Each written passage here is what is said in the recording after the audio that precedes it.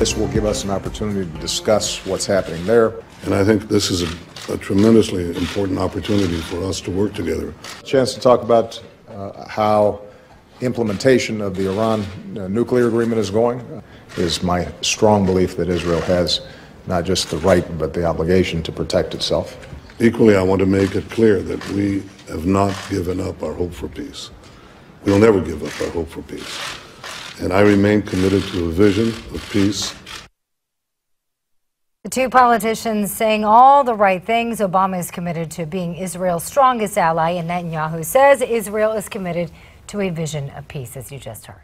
But as the saying goes, to secure peace, you best prepare for war. Among the many items discussed today, the pact that sends $3 billion of U.S. military aid to Israel every year. The new deal has the potential to send much more, as much as $30 billion over 10 years, including weapons to Israel, including bunker buster bombs, V-35 fighters, and the V-22 Ospreys. For more on this, we're joined now by Newsmax Chief Washington correspondent John Gizzi and Harvard Law professor Alan Dershowitz. Gentlemen, thanks so much for being with us.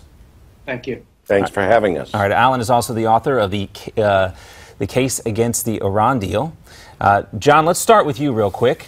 You were at the White House today. The U.S. and Israel are allies, of course, but you could sense a little tension in the air. How much tension was remaining at the White House? You might say that. Yeah.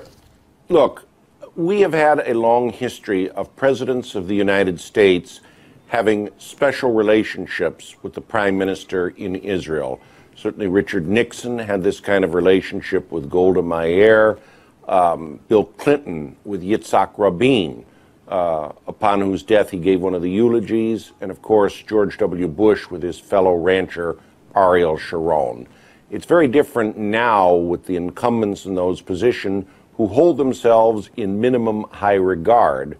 The fact is, whether it comes to the current crisis in the Palestinian area or, more significantly, their very sharp and public difference over the Iran nuclear agreement, Barack Obama and Benjamin Netanyahu do not like one another and are on different pages.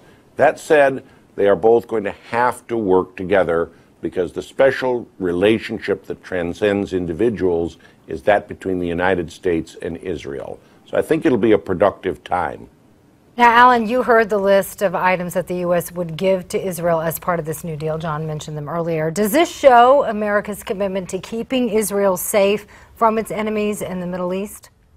Well, the key is one weapon that wasn't mentioned, the MOP, the massive ordnance penetrator, the only weapon that the United States uniquely has in the world that would allow Israel to deter Iran from ever developing nuclear weapons, because it would allow Israel, as a last worst-case scenario, if the only alternative were Iran developing weapons, to massively penetrate the Fordo and other underground facilities and get at their nuclear weapons program. And so we haven't heard anything about that. That's much more important than any of the other military hardware that's been promised. The other important thing to remember, and that is, you know, your previous commentator said there was a good relationship between Bill Clinton and Yitzhak Rabin. There was also a good relationship between Bill Clinton and Benjamin Netanyahu, who was the prime minister in the last years.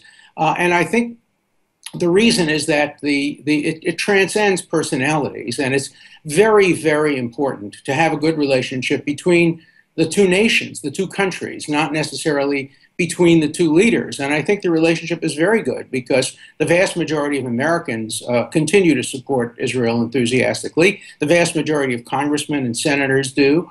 And so I think the relationship will endure beyond any personalities that are at issue. The other thing that President Obama doesn't seem to understand about Israel, Bill Clinton once put it to me at dinner, he said, what you have to understand about Israel is it's a democracy, damn it.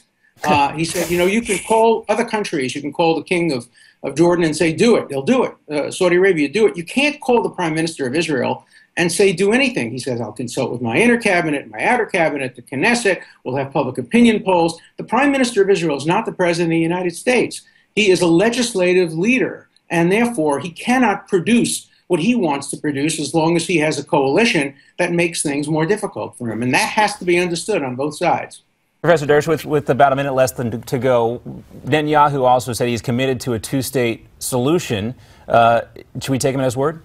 Yes, absolutely. Look, I've known Bibi Netanyahu since 1973. He is deeply committed. He'd like to be Nixon in China. He'd like to be the one to bring about the two-state solution. But he has a cabinet that gives him a lot of difficulty on that issue.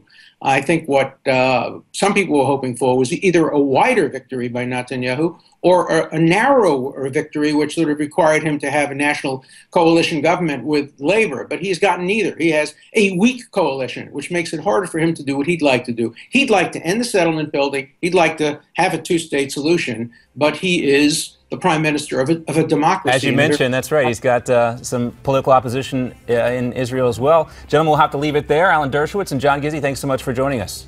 Thank you. And remember to check out John's latest column. You can head over to Newsmax.com and get that right there.